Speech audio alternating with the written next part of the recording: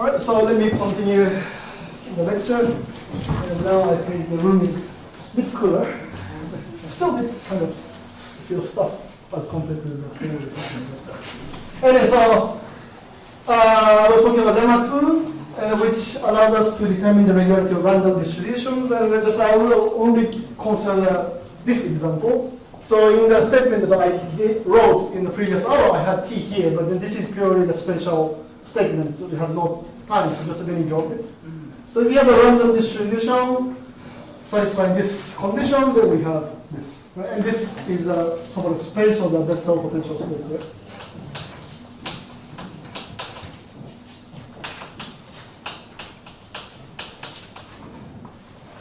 And right, so now before that, just if you want,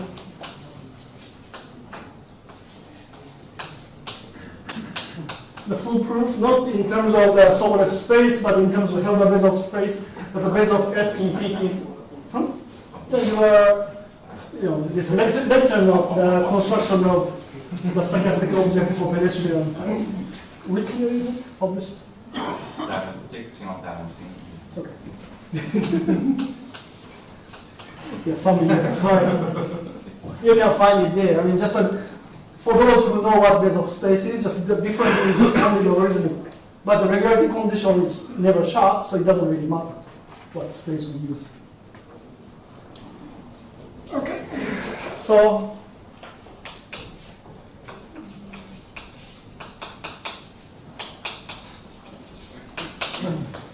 ideal proof is that the first we have the translation invariance by assumption. So spatial homogeneity implies, by the way, my computation is only for the real valued case. So under the assumption that the Fourier coefficient at minus n is the same as the conjugate of the Fourier coefficient of n. Right. Well, of course, there is a corresponding version for the complex valued case.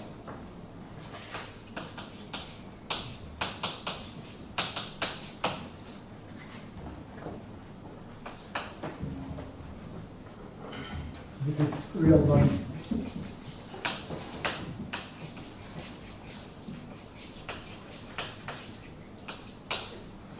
Right, and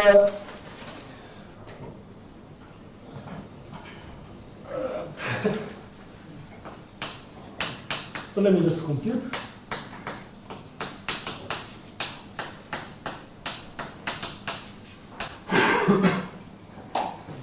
So all the computation I do is formal, so I switch the integrals and all these things. So I just write down the definition of the Fourier transform, Fourier coefficients, and so that's an integral with x. The first guy I call this with variable x, and this guy variable y, and e to the exponential e to the minus I n x. That's the notation, and x.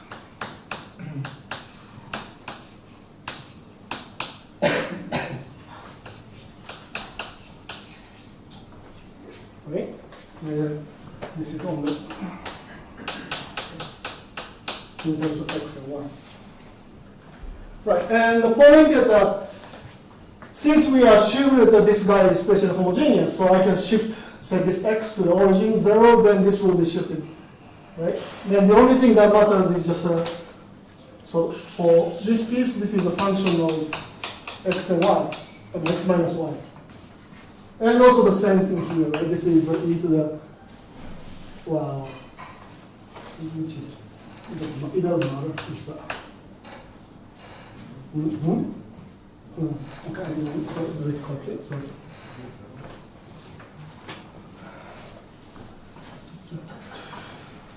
And this piece is e to the minus n plus n x. And n x minus y. So I inserted e to the I n x and minus n x.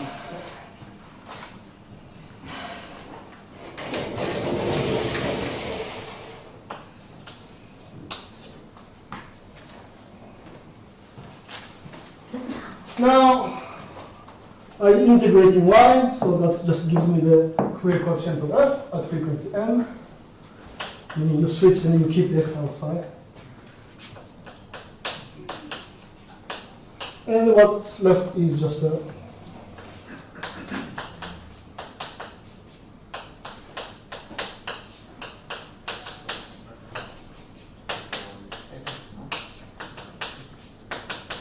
and just what's left is just an integration of exponential on the periodic domain. So that's 0, and this guy is 0. So now, let me prove the regularity of this axis claim. So let me assume that star holds. The second moment of the Fourier coefficient decays like to the power minus d minus 2s0. Then fix small epsilon.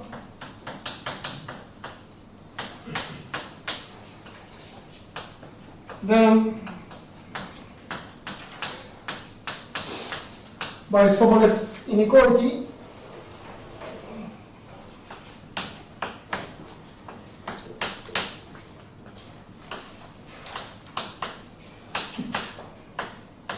so I want to compute pth moment, so p large, and p large.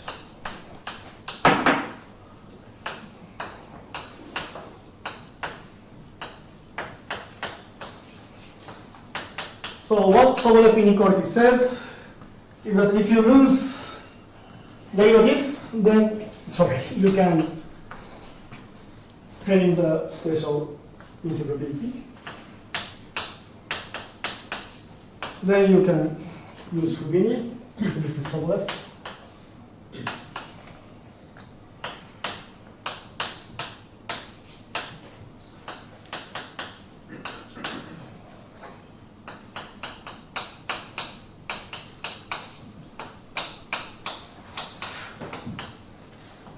And now what is this?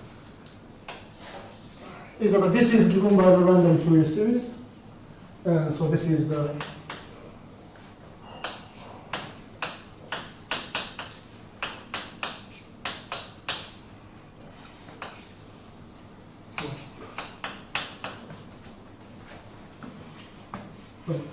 and each of them belongs to HK. So I forgot to say that we assume that this belongs to the kth order Wiener chaos up to order k.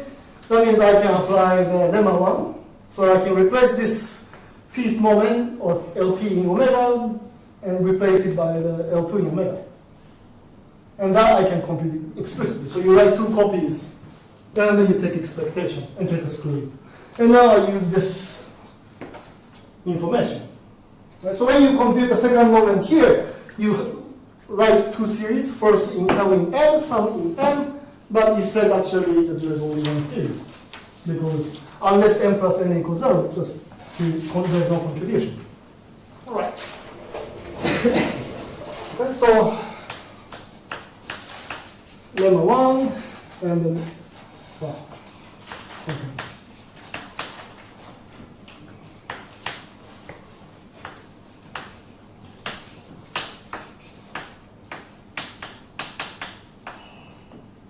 And what's left is the second moment of this x hat, but that decays like this. So let me just put the, this. So, and to the minus d minus 2s0. And this. And by the way, there is no more x dependence, but our spatial domain has finite volume, so this integration x doesn't do anything, we drop it. Then when is this summable is exactly the condition, right? So this is summable if I know this s plus epsilon is less than s0. But epsilon was arbitrary small number to start with, so of course this condition. Right?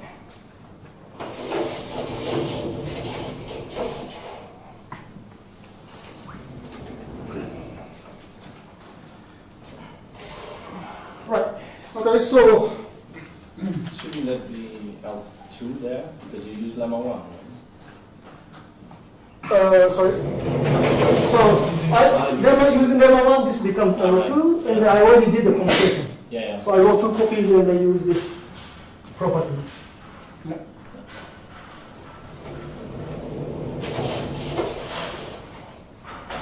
Okay, so that's it. And so, what was it? So lemma 3, that's on the stochastic convolution for the wave equation.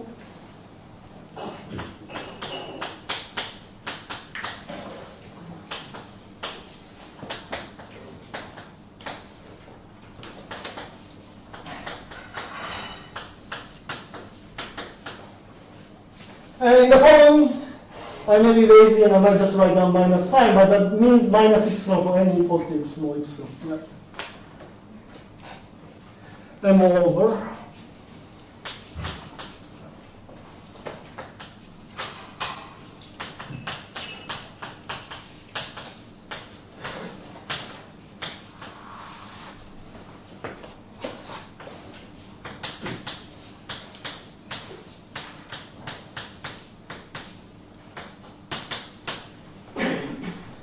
and just truncated stochastic convolution converges to the full convolution. Or if you consider modification, the same result, but converges in the same improbability if the parameter is continuous. And this is just discrete parameter, so I can easily get almost short convergence.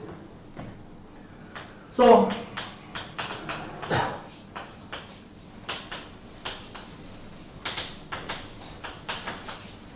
there are many conditions to check using the lemma 2. There are actually 4 conditions that I only wrote, I think 3, sorry, in the last lecture.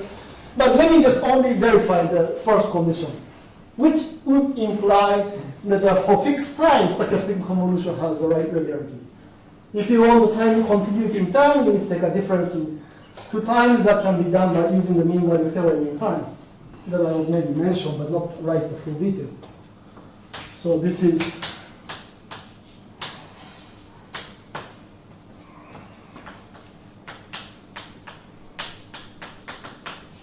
so you take a spatial Fourier transform and compute the second moment, and the Fourier coefficient was exactly given by the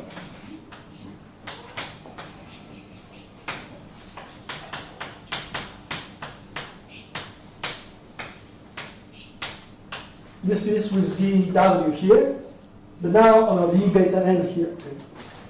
So at frequency n is n, and d beta n. And now I use isometry property, so that becomes just a square. Everything is square, square, and d equal. And that's an explicit integral you can compute, and I always have to look at the double angle, half angle formula.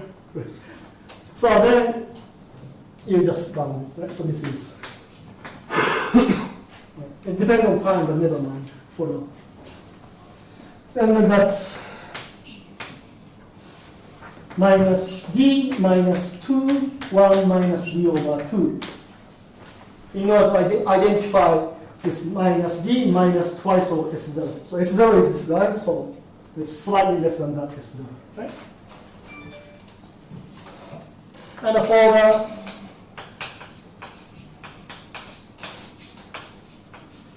temporal regularity, meaning continuity, you actually prove the theorem as well.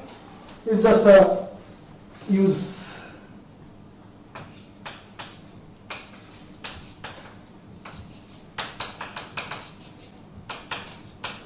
right. So, well, instead of this for fixed time, you have here inside a square, you have t plus h minus t. The evaluation, so you have difference of 2 integrals. If the difference appears here, the length of the interval is h, so it doesn't matter. So that's a good guide. And if the difference appears inside a sign, I have sign of t plus h minus t prime of n, a sign of t minus t prime of n. Then of course you just apply the mean value theorem in time.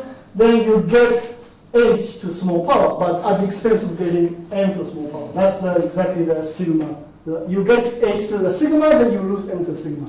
For a parabolic case, of course, you would lose n to the 2 sigma, right? Can I ask, so as n goes to infinity, this will have an effect on the hyperconductivity constant, no? So which n? So you have the n there.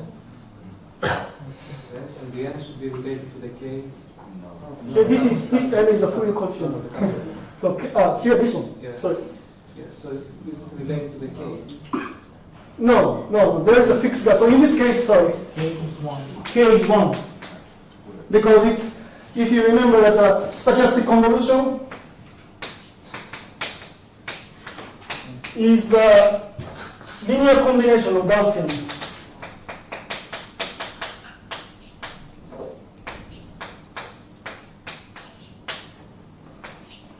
I mean, this is just a Gaussian, so that's in one. So we never take this k to infinity unless you study sine Gordon or sine nonlinearity or exponential nonlinearity, which I will not in this series of lecture. So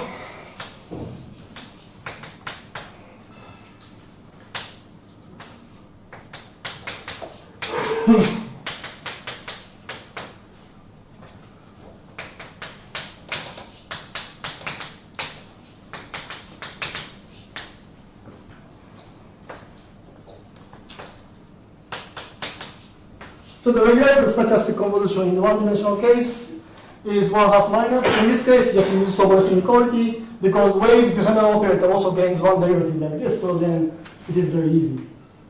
And for dimension greater than or equal to 2, then the point that for fixed t, psi is not a function, it's a distribution.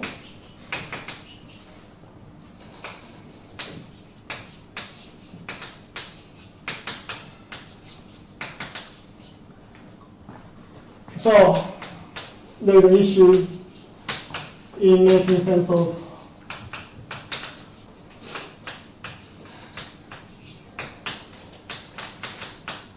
the power. Right. And that means we need to renormalize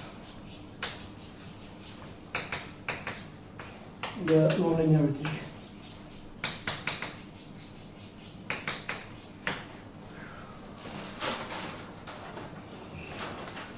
Okay.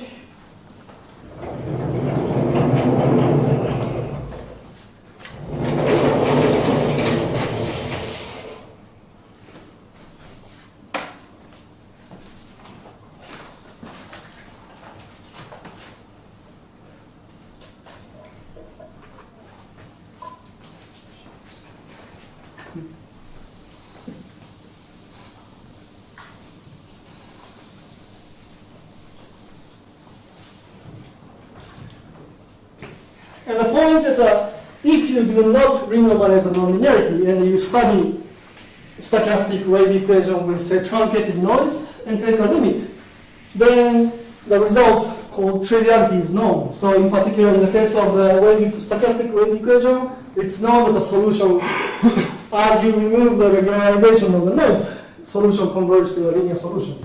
So nonlinear behavior is behavior disappears. And in the case of a damped case, if you do the same thing, then solution tends to 0. So you get nothing. So in order to see something interesting, you need to renormalize nonlinearity. And also there is another justification, say for example, of the nonlinearity by the Wick universality business, saying that if you have a stochastic nonlinear wave equation with a smooth noise on a large torus with size epsilon to the -1, and you rescale to the torus of unit size, but you send the epsilon to 0. Then you can see that in order to see a non-trivial behavior, you need to have some kind of parameter on the microscopic level. Then when you look at the macroscopic level, that corresponds to, in the limit, to the renormalization of the equation. Now, one second, just I do not have time to discuss it, so.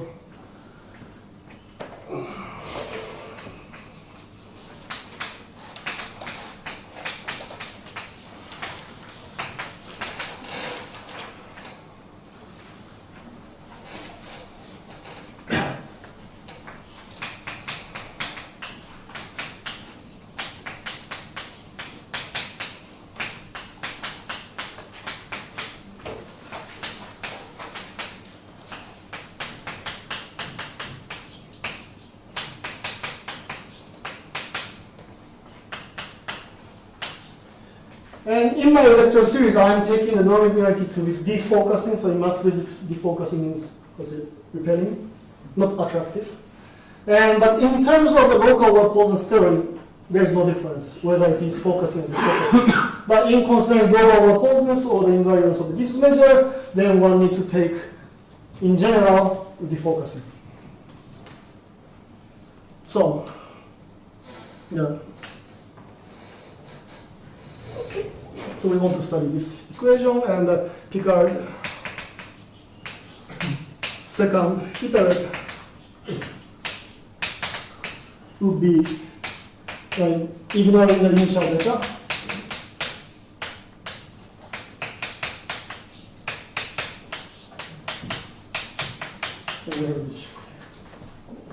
Okay, so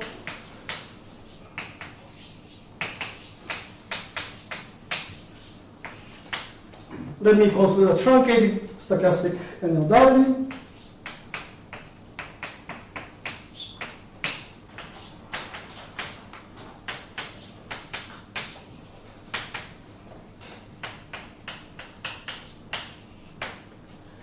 So this is different truncation than the finite dimensional model I wrote down in the first lecture. So this is really taming down the noise. And if the initial data is not so smooth, then you can, of course, cut off the high frequency piece of the initial data as well.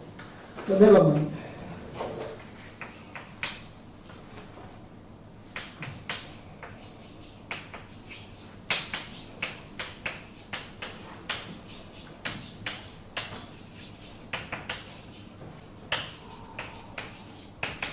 So if you solve the linear equation with this noise, then you get the truncated stochastic convolution, which I denote by psi n, but that's nothing but the original stochastic convolution truncated in frequency. In particular, this is smooth in x and continuous in time, or held in time. So fix here x, then this is a well-defined object.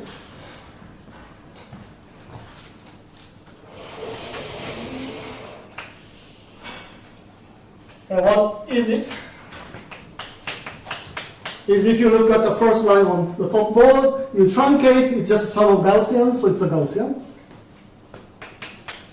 So mean zero, real value Gaussian with variance.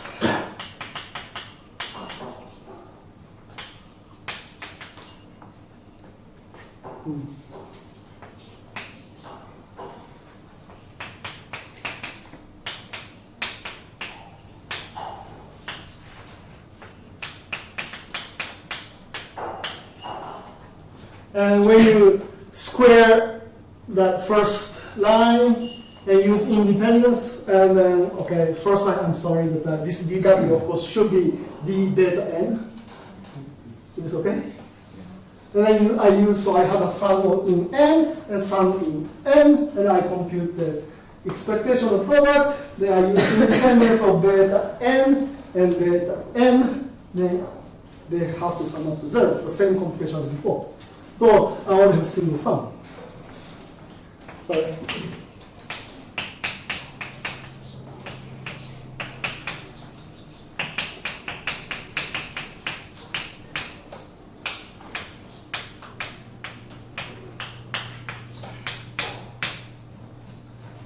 And in 2D,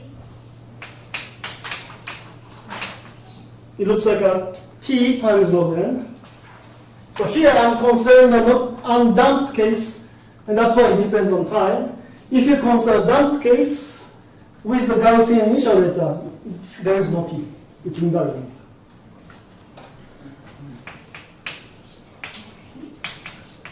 And the problem is the variance tends to infinity as n goes to infinity, which shows once again the necessity of the renormalization. Right? And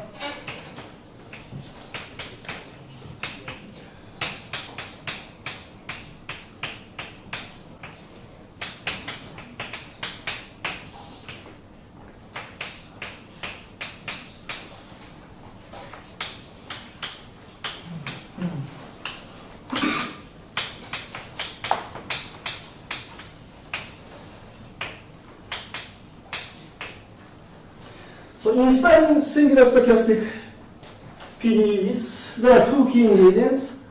So first is that if you have a rough noise, you expect your solution to be rough. Then how do you consider u to the power k? It doesn't make sense. And in general, because you cannot multiply two distributions unless the sum of the spatial regularities is positive or negative, whichever it is. And we do it by imposing a structure. And in this first PDE, imposing a structure can be defined in terms of norm, and that's called a Fourier restriction norm method. That's really key ingredient for Schrödinger theory. But for the wave theory, it's not very important unless you have a derivative nonlinearity. But this is just a simple wave equation with power type. So the other way to impose a structure is in terms of expansion. And this is such an expansion, and there are also higher order variants that you see in the third lecture. And second key ingredient is that you want to decompose the solution map. Classically sending the initial data and noise to the solution. And in low regularity, this is ill-posed. So in the first step, you want to, from your noise, construct a sort of enhanced data set or some kind of extended data set. Then you build a deterministic solution map, sending the data set to the solution. So you'll see both here. And this is called Doppler-W's trick in the parabolic world. And then in a dispersive setting, this was done by McKean and also Program. McKean is a probabilist. He does many things, but right. They were working on the deterministic analysis, which gives measure initially.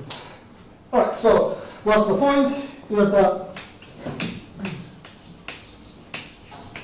you take this truncated SNLW and you write the determinant formula. Then you have stochastic convolution, the truncated, plus the rest. Okay, and then with smooth initial data or smoother initial data, we postulate this part is smoother.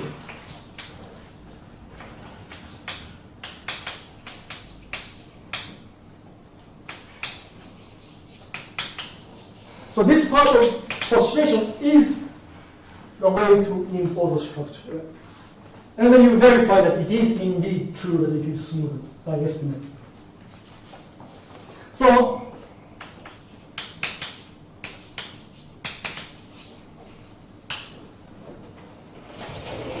if you have this structure, then you can expand u to the power k using the binomial theorem.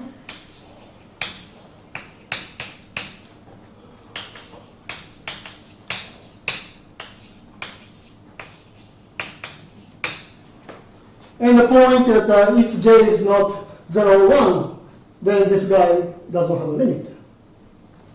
Because psi in the limit is not a this sort of function.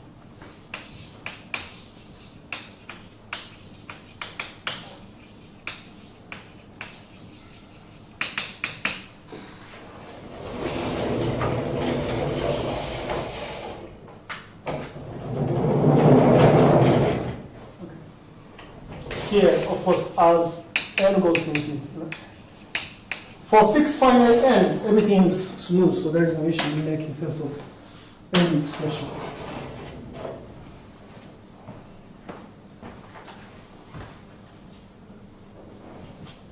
So what we do is that we renormalize this psi n to the j. This will give rise to the renormalization of the entire power u to the power k.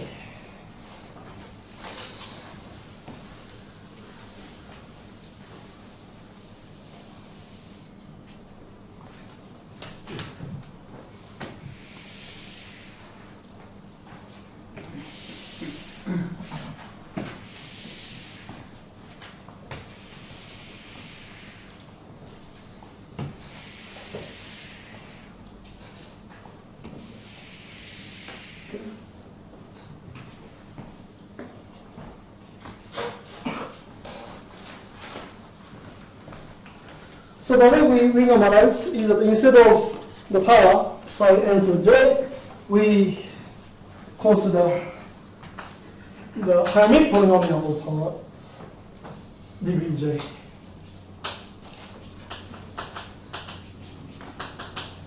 That's called a Wick renormalization.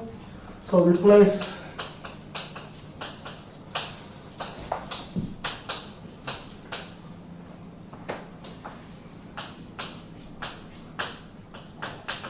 and you do it pointwise. And these two columns on the left and right, or sometimes people use this square or whatever it is, just there's no, this is a standard notation, I think. But if you use this, then there's no way to use the columns equality to define things, and that's a bit of a pain.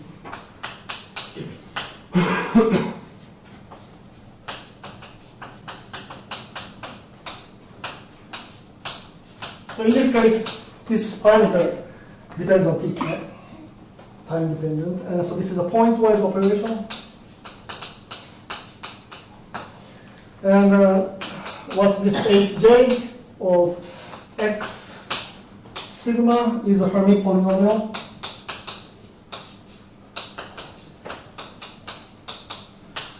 Of degree j with a parameter sigma, but given by the generating function.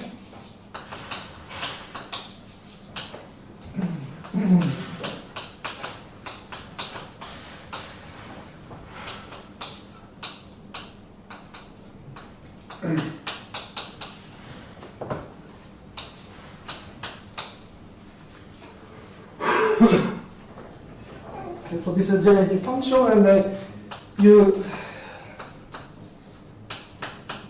define Hermite polynomial by the coefficient of t to the j.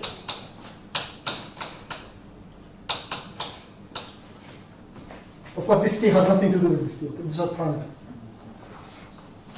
And well, this is, which is it? This is probably mathematician's Hermite polynomial. The physicist Hermite polynomial probably includes this. That's the Hermite functions. Oh, I see. Hermite functions are including this exponential dependence. Okay.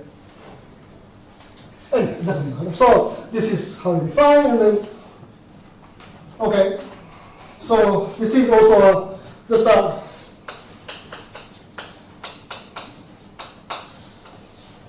of wow psi and j to hj. You can interpret in terms of well, the Grant-Schmidt process is often a projection. So, let me not get into where this comes about, but let me just say why, what it does for us.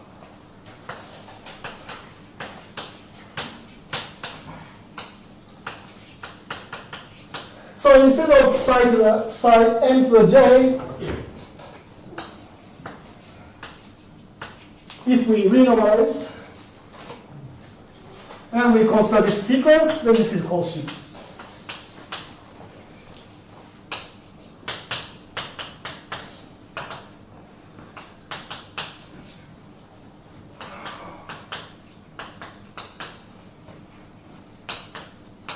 And also converges almost surely too.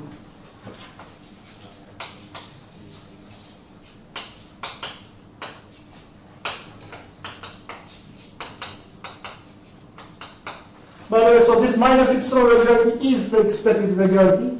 Okay. Sorry, it was a bit too loud, maybe. So is that the stochastic convolution has regularity 1 minus d over 2 minus. So stochastic convolution has regularity minus epsilon. And this is power j. So worst part for distributions of negative regularity, if it makes sense, you need to add these two negative regularities. So this expected regularity for this guy is minus j epsilon. Of course, epsilon is an arbitrary small number, so I call it epsilon. Okay? So this is an expected regularity. In 3D, it makes a huge difference. Because in 3D, this number becomes minus 1/2. That means if you compute square, then it's not minus 2 epsilon, but it's minus 2, 1/2, which is minus 1. Right? So the power makes a serious difference in 3D. Okay, so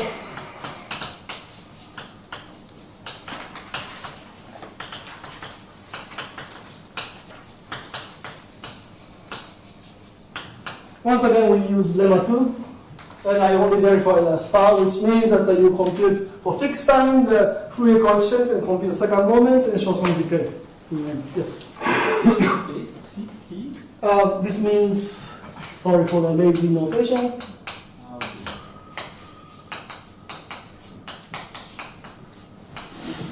Thank you.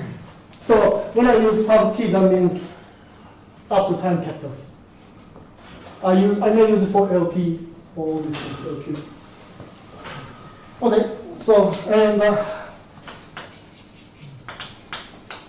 the point is that what we compute is uniform in this kind of parameter. Otherwise, of course, it's useless.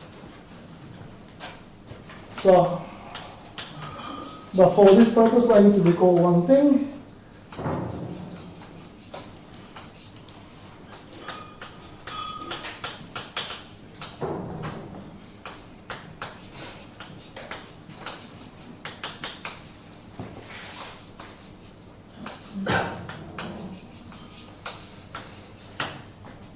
So let's take two means of Gaussians with variance f and variance g, and if you compute Hartree polynomial, I'm talking about real value Gaussian, so the real numbers I can compute, and with the correct variance parameter, then these Hartree polynomials satisfy orthogonal property.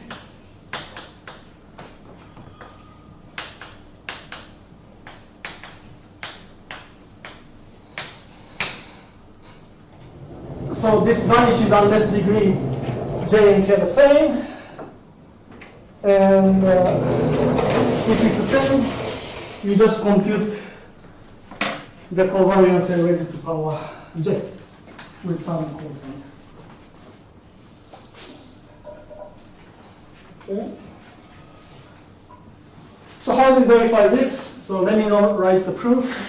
So the way you prove this is you use this moment generating, not moment, so generating function for Hartree polynomial with parameter t1 or t for f, and then s for g. You plug in, and you compute, you take a product, you compute the expectation. Now you use a series expansion.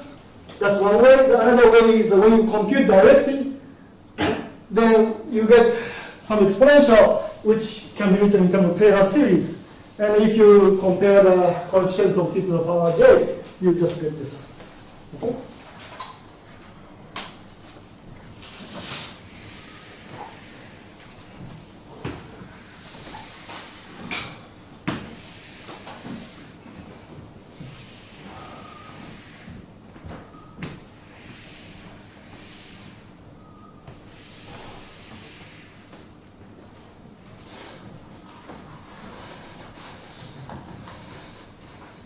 Okay, so let me use this and compute the Fourier coefficient square. Oh, and this is a bit sloppy notation, sorry. In terms of actual notation, it should be really dot here and the n outside, because it's really a renormalized object is one object. It's not really the power, right? But sorry for the lazy notation. Is this clear? Yeah. So this is kind of computation I did before. So you have two things. You take a Fourier coefficients and probably right in the other one. And, okay, it's okay. So now second guy comes with conjugate. So I have this side and let me suppress t if you don't mind, but I'm only checking it for fixed time.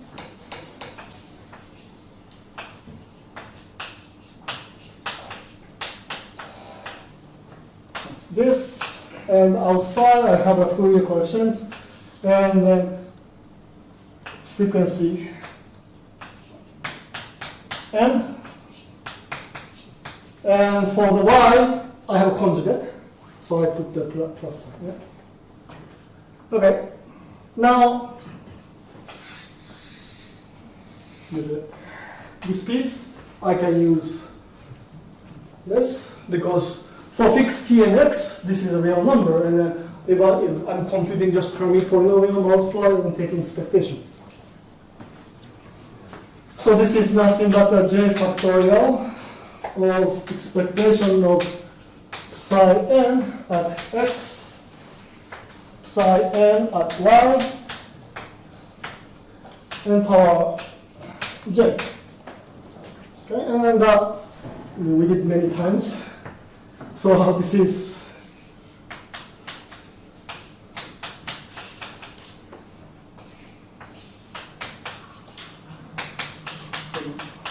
really, I should probably introduce this notation, like S sub n or something. Well, this keeps appearing. But now, the base points are different, so exponentials do not cancel out. So what's left is this. Can I m? Sorry, and m. And m here. Sorry, because there is a fixed n outside. Sorry. Okay, so now is this clear how I compute it? Just you expand both of these in Fourier series in terms of n and in terms of L, and then you use independence and the isometry and you give this. Right. So, and I don't really care about this j. J is some finite number. And the power j? The power j. Oh no, just it's inside. Right, sure, power j, but what I wrote is just inside. Ah, okay. Also one question, the little n there, where does it reappear there? Here. It still lives there. But this expression has nothing to do with n. This is just an independent sum. Okay? So now I have j factors. So let me call this summation variable n1 through nj. Okay? And I have n and n1 through nj. The point that what I get is also I get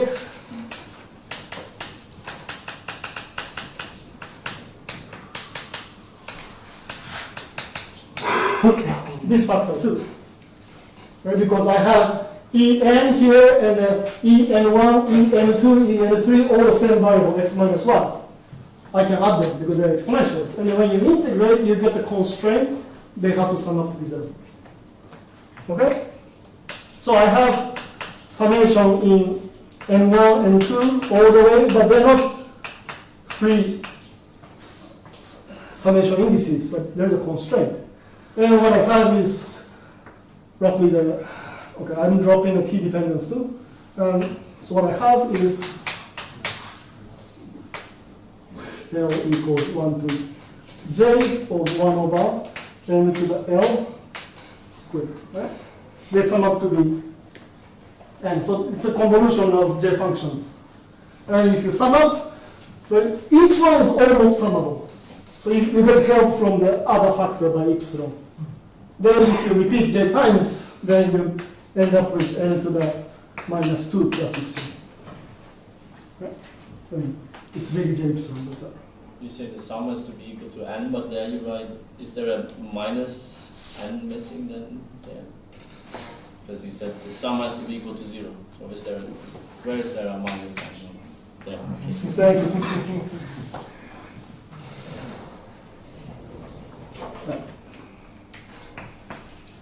And hence, this decay, then you write it as minus d minus 2x0, then it's exactly the same, meaning tiny bit worse. Stochastic convolution, we have minus 2. Now we have minus 2 plus epsilon, that doesn't bother.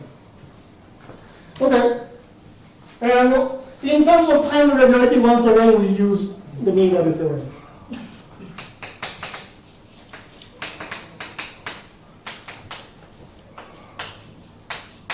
Okay. So now we define the Wick over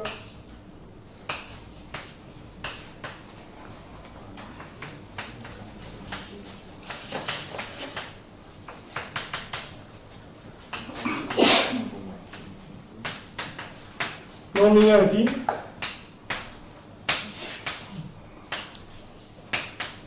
by just renormalizing this piece. Okay, but this notation is actually justified. The reason is because, so without these columns, it's just a binomial theorem. And there is a corresponding theorem for Hartree polynomials too. So if you have Hartree polynomial degree k, then you can write it x plus y, then x and then y to the k minus j. So this notation is justified. This is nothing but Hartree polynomial. This is a finite number, so actually I can write it like this. Of course, this is not Gaussian, so this notation is not really something I want to write. It's really, this is how you should do it. When you see something like this, you really have to ask the person, what do you mean? Because usually, this really means that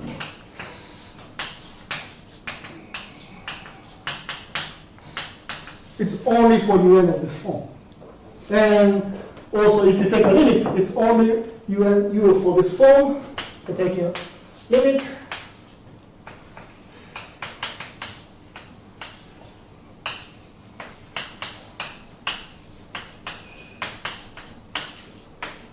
Oh, this is UN, sorry. And this is how we define this piece. But this notation should be really used in a kind of reserved manner, unless you really explain what it means. And this is not for any U, but U of the form B plus psi, where this is smoother. So its power makes sense. If it's U, B is just a distribution, this is nonsense.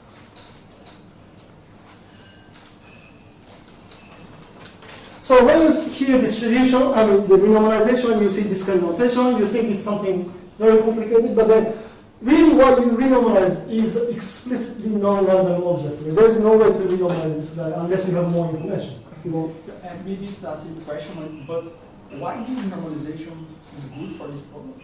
Because there was a limit. But how? But there is a way to guess that this is the normalization, or? Right, that's exactly what I said. I didn't want to get to it. Right. So one way is that really this has a limit, and if you change the parameter, there is no limit. For example, what's the Hartree polynomial degree 2? I mean, with the is x squared minus sigma. Okay. Then you do it for the psi n squared. If you subtract the correct guy, you go to some well-defined distribution. But if you subtract twice of sigma n, but sigma n is like log n, of course it goes to infinity, 1 minus infinity in this case, right? You get nothing. Is this clear? So gives a one parameter funding choice, but this is the only choice you have non-trivial limit. For any other choice, you get basically nothing. And also, there are different reasons to justify why this is a good renormalization, but this renormalization was introduced not for dynamical problems, but they were introduced for the construction of the phi 2 measure, for example, in 60s, 70s. So, and because in that case, even here noise is Gaussian, in that case Gibbs measure in 2D is a base measure Gaussian, so you want to use basically the Gaussian structure, and then that just Hartree functions or Hartree polynomial naturally appears with so, okay.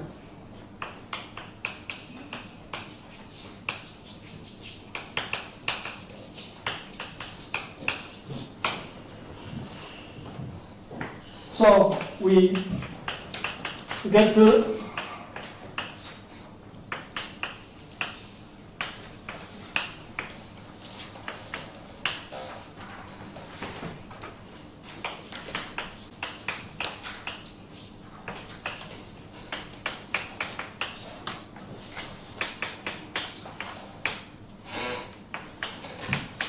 renormalized stochastic SNLW, but this should be really interpreted in terms of the psi that I will write down next. Okay, maybe I will talk while I erase things. So if you have heard talks by Martin Hira or other people on the parabolic equations, they in 3D, okay, they use cubic nonlinearity, then you see the renormalization as u cubed minus infinity times u. Or like for the case of KPZ, you get u squared minus infinity. What is it? Is that right? So Hartree polynomial degree 2 is exactly u squared minus sigma, or u, and the sigma is going to infinity, so you get u squared minus infinity. Okay, in the case of KPZ, it's really the dx. Okay, I meant that, not the KPZ. Okay, but then, and also the cubic case is that the Hartree polynomial degree 3 is x cubed minus 3 sigma x, and as sigma going to infinity, you kind of get x cubed times minus infinity times x, or more correctly speaking, one should write 3 times infinity times x. Because that 3 is very important.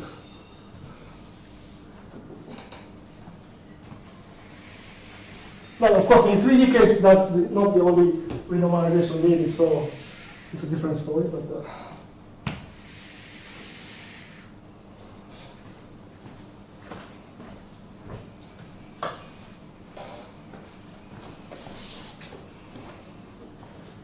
anyway, so this really means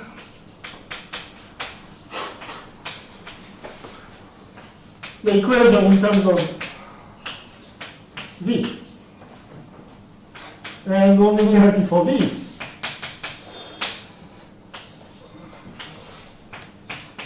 is given by this .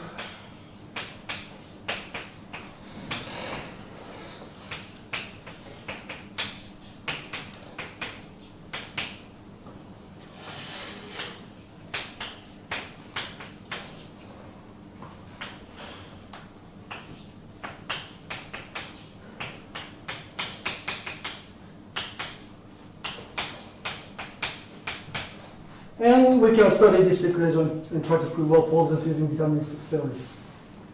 Okay?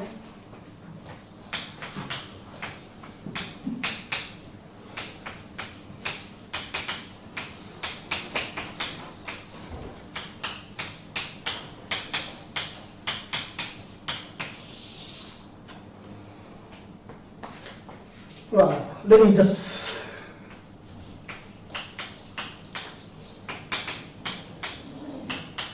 not write down the precise conditions. So renormalized stochastic wave equation is locally well-posed, and if you truncate the noise, then the corresponding solution converges to the limiting guy, all the properties, the usual properties, And right, so and here at this point, in solving this equation, right, the main goal is, okay, we want to establish a pathwise theory once we are at this point. What it means is, as long as you know this guy belongs to this space, the space-time distribution belongs to this space, you don't care if this is random. So you can actually replace this and call this explicitly given distribution Fj of this regularity. Same well-posedness works. Okay, so what I mean is that you really starting with this, and in the first step, we use stochastic analysis and constructed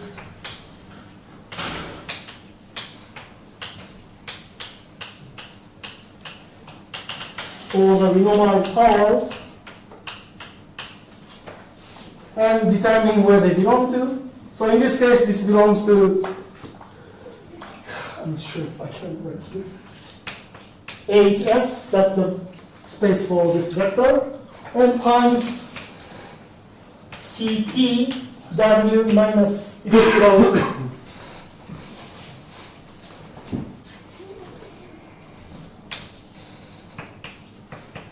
infinity x to power k.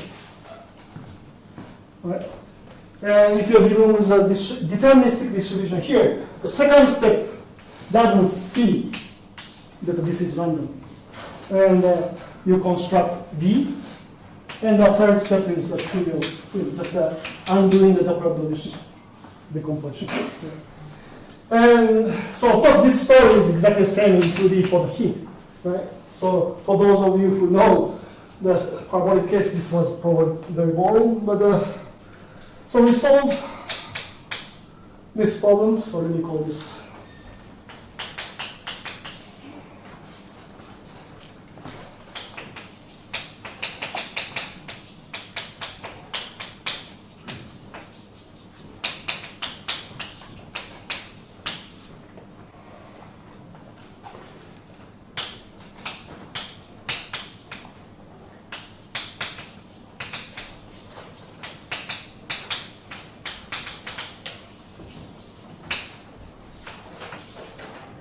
So first step is that, okay, when you write this in the Hamilton formula, you need to understand the mapping property of ST, the linear solution operator, and that's called Streehat's estimate. That's a bit worse or much worse than the Hartree-type estimates, but still you can handle, because actually to prove well-posedness, Sobolev actually is enough, because there is one Gaussian derivative, right? Because we have ST is sine t d divided by d, and with lambda, right? So, and that you can find in my lecture, say, for example, 2 years ago.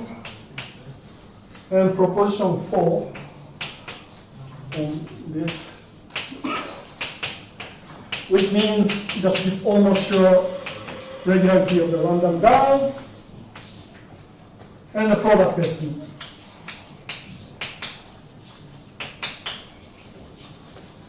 So, unless you work with a regularity 0 or 1, you need to use the first of all fractional Leibniz rule.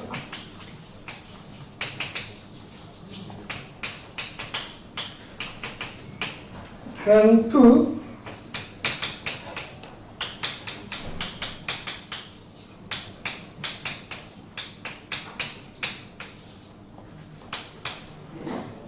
so let me just write down and explain how we use it.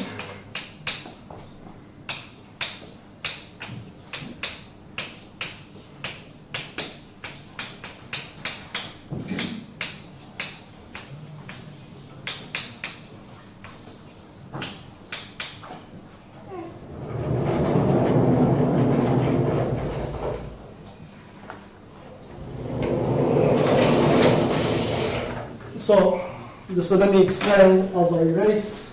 So the point is that if you have a product, fractional Leibniz rule says if you take a product and you take a positive derivative, fractional derivative, you can basically distribute. And in terms using the Helder inequality. I mean, right? And but if you smooth out, right? The point is that if I call the frequency of f to be n1 and also the frequency of g by n2, then here what we have is n1 plus n2 to the minus epsilon. But when n1 and n2 are very large but pointing in opposite direction, then the sum can be zero. That means that smoothing doesn't do anything. Right? So you cannot just distribute. But then in that case, you can distribute at the expense of taking epsilon derivative, same amount of derivative in the second line. Right? And this is the reason why I said, okay, in the Helder regularity theory, you say product of two distributions doesn't make sense unless the sum of the regularity is positive. But in this case, you only need the sum of the regularities to be non-negative. Okay? Because we don't do this Liouville decomposition here.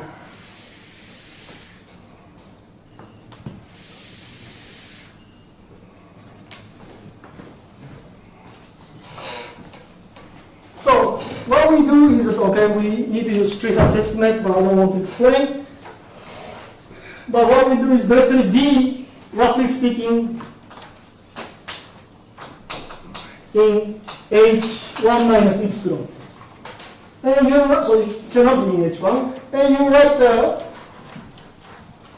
Duhamel formula. And let's look at the nonlinear term. Nonlinear term had the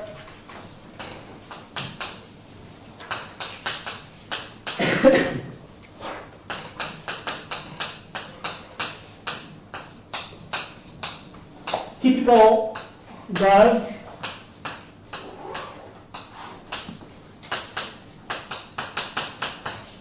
looks like this.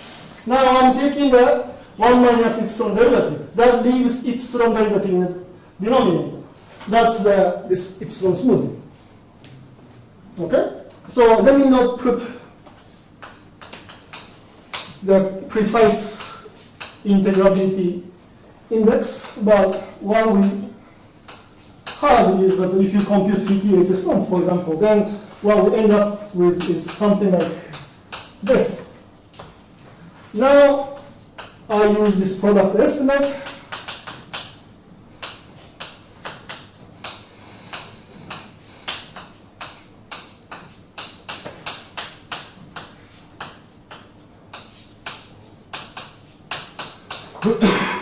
This guy is not a product, this is just one object, right? But this is a product. But now I have a positive derivative, so I can use a fractional right transform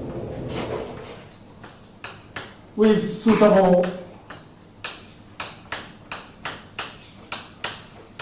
k minus j minus 1, suitable integrability condition, and then you use Sobolev to put back the same guy. Right? Okay. So But we are not in the same Weber space. Hmm? That we are not in the same Weber space. no, I mean, these are much more complicated space-time integrability condition. No, no. According to 2I, so you have to precise with LP, LQ. I said I'm not doing that. Okay. There is no point because the reason is because so the space is not the C, only the CT, this, but also it will be like LQ in time, W something, and then R and X. And this has to be compatible with the Strihat estimate. But I cannot explain because I didn't explain Strihat estimate. Okay? Right. So here my point is not trying to really give the full proof, but just idea of why those two estimates might be helpful. And this kind of thinking is, okay, maybe at this point probably it's almost the same as heat, but heat doesn't have this thing, right? So it's a bit different. Anyway, so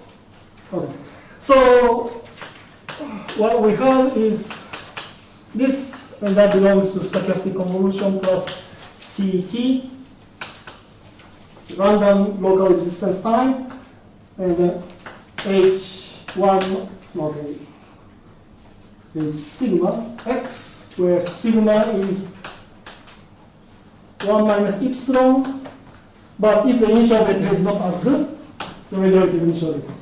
The regulative initial data has to be greater than some number, the critical number, but let me not get to it. And they all belong to just CT, okay, H minus epsilon x.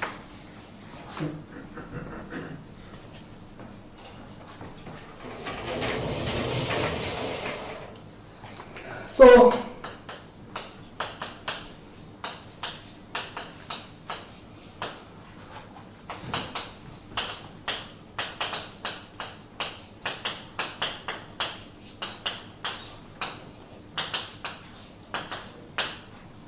for the stochastic damped SNLW, this local well-posedness combined with Brugan's invariant measure argument gives the almost sure global well-posedness invariance of the Gibbs measure. And then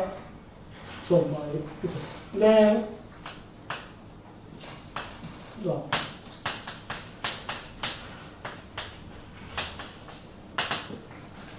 wait, did you write it? Not yet. Okay. So last year the Randomness posted a paper on proving unique evidence of the stochastic dispersivity of hyperbolic type or hyperbolic wave case, but with a smoother noise. But now he can do a singular case. But I don't have uniqueness, I just have convergence to that okay. from enough. Yeah, sorry. Yes. The other one you have. Yes. Smoother case you have. Okay. But clearly, of course, I'm not in this business, so I'm really a PD person. So. Okay. So if you have a question about egoistic, please talk to Leonardo. Okay, so this is one thing, and then, so how many minutes do we have? We started a bit late, but then. 10 minutes. 10 minutes.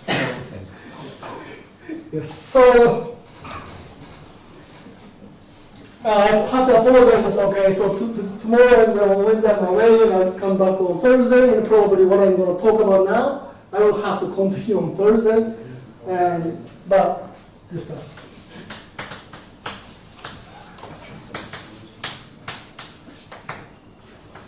Let me start with nonetheless.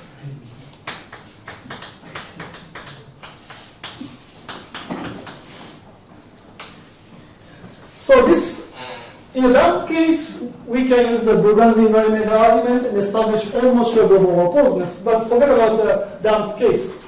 The general case, how can we prove any global well-posedness? And in the heat case, this can be done without much difficulty.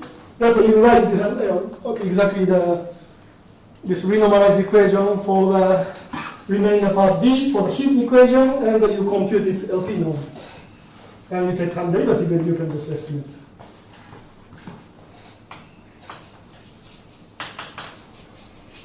And I don't know where it is written in terms of the torus case, but then for example, on the unbounded domain, it's done in Brad Weaver's paper on R2. But then if you forget about the base of space with the weight, but you look at torus, the same proof applies. And in the dispersive setting, we really need to use the conservation law. And for the wave equation, we only have energy, Hamiltonian, that I wrote in the first hour.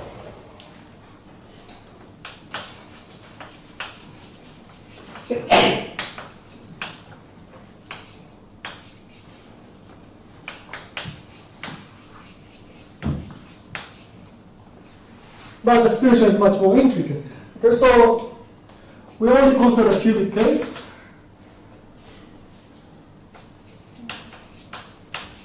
And it's renormalized and defocusing. Okay, let me just emphasize. So this part, really the minus sign plus sign on the nonlinearity matters. Because in the focusing case, 2D cubic NRS has finite angle solution, so there is no chance to prove global well-posedness. So I'm writing in terms of the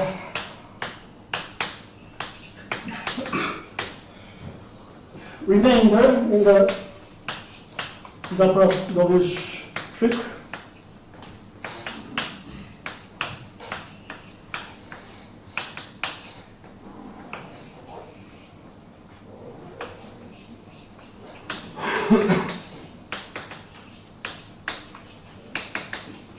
So, solution to deterministic SNLW conserve energy if it's smooth. But now, first of all, my solution, or solution B, does not satisfy the NLW, but it satisfies the perturbed NLW with a rough perturbation. And second problem is that the D is not in H1. Hence, energy doesn't make sense. I mean, that's just infinite.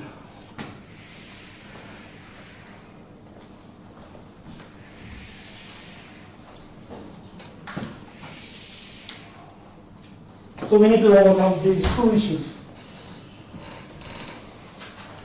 And now I'll probably just erase the issue and then talk about more details briefly next lecture and go to the three-dimensional space.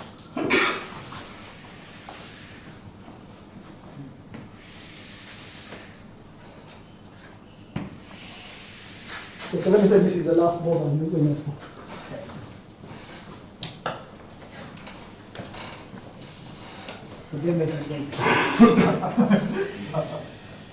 So,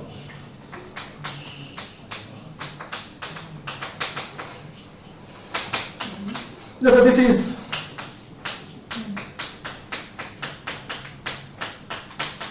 what I already discussed. So that means the Hamiltonian, the energy Okay, by the way, here I'm using D to denote the remainder part for the Doppler trick. In the first hour, I used D to denote DTU, right? It's, of course, I hope you understand, there's no confusion. So this is 1/2. This 1/2 dt d square 1/4 d to the 4. And these two guys are infinite. It doesn't make sense. So we need to smooth out V, and that's called the I method, or the method of almost conservation law.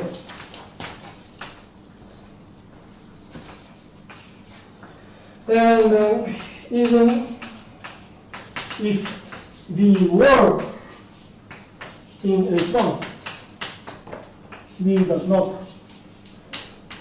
satisfy SNLW,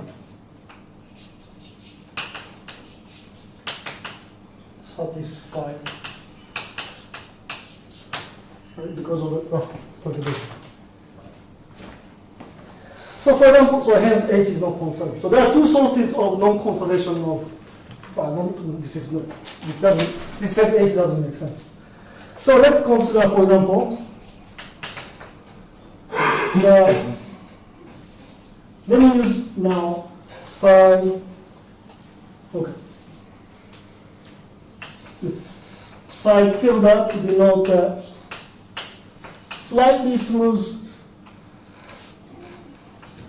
stochastic convolution. So then, just instead of psi, just let me consider psi tilde. So going to do renormalization, and everything is in L2. Then, in this case, V can be in H1, and in this case, if you compute the time derivative of Hamiltonian, so let me just denote by this H of V, drop in this case, for simplicity. Then you hit the time derivative hits this, and then you use product rule, and you get the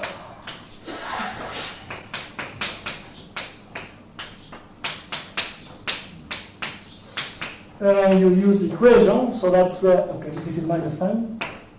No, this is plus. Minus V cubed minus 3V psi minus 3V psi square minus psi cubed, something like this. And the point that the V cubed, they cancel. And now you do Cauchy-Schwarz. Then this is L2 norm of this dTd, that's the energy to the 1/2. And now what I have is, worst guy is this, right? Because this can be controlled by these two by Lang's inequality. And you do, so this times. So when I do Cauchy-Schwarz, then I get the d to the power 4. I put this guy in L infinity, because now it's a function. So tilde, sorry, everything is tilde.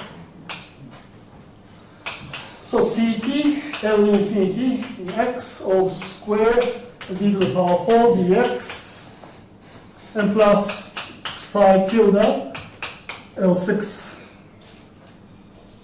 Ct L6, x 6 to 1/2, right?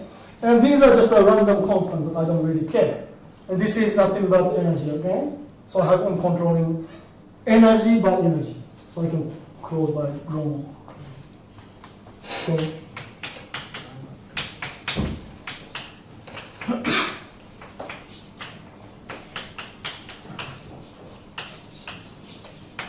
and this actually was the argument used in globalizing solutions to three-dimensional cubic SNLW with random initial data of positive regularity, and that's Buick-Threadcross.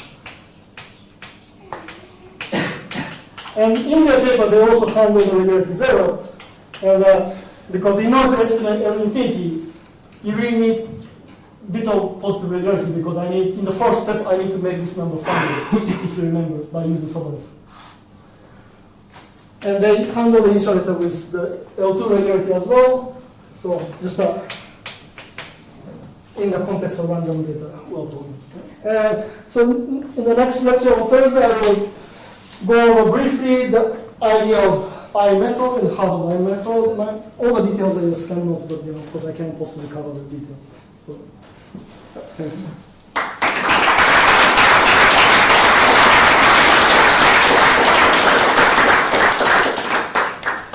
All right, are there any questions for Tadahiro? First of all, you can call me Hiro. you didn't call me That's good. Tadahiro. Okay. So by the way, so Tadahiro is too long, so just call me Hiro. But the lack of uniformity here, it's like in epsilon, is not a problem. So the fact that psi tilde, the norm of psi tilde, for example, is an infinity space. And somehow, I mean, So here, epsilon is fixed, but I cannot take limit as epsilon goes to zero, because everything blows up. but really, but you don't need that. So that's the question. So you don't If need. it's smooth, you don't need anything. No, right. But Okay. this is an example that if you have a smoother noise, Okay. you don't need any high-tech stuff. So like in principle, you need the okay. So okay. Right, right. Yeah. The singular case, then we have some You issue. need something. And in real wave, the right-hand side gives you zero ECHD in real wave equation. The real wave equation that they built Svetkov, they also use the Dapper-Dorish trick, or maybe I should call Mockingbird and Dapper-Dorish trick in the random data case. So that means instead of psi, they have random initial data. I mean, random linear solution. And so they still have this kind of things, where psi tilde is no longer a stochastic convolution, but a random linear solution.